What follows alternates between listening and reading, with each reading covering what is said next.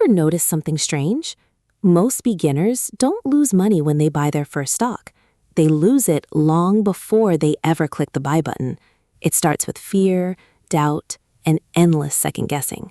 By the time they're finally ready to invest, they've already made the psychological mistakes that quietly destroy wealth. And the surprising part is that legendary investors have been warning us about this for decades.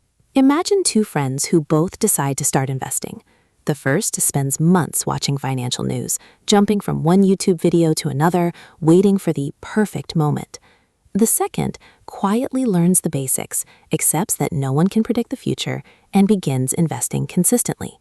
Years later, the difference isn't intelligence, it isn't luck, it's psychology. Here's what most people never realize.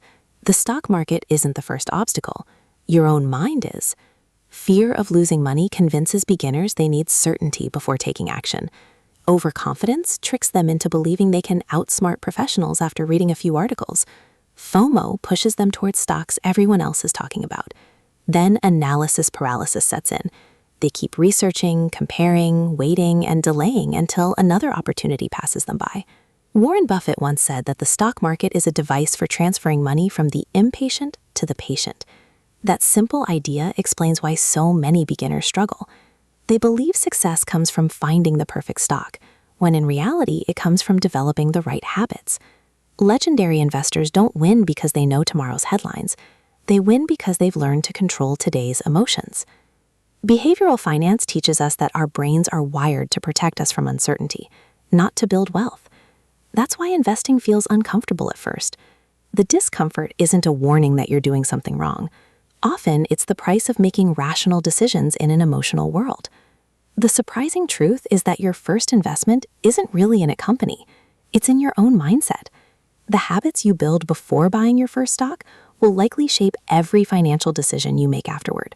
So before you ask, which stock should I buy? Ask yourself a better question. Am I training my emotions as carefully as I'm studying the market? That single question may save you more money than any stock tip ever could.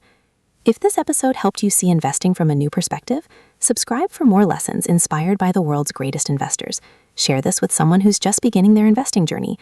And remember, wealth is built not by predicting the market, but by mastering the person looking back at you in the mirror.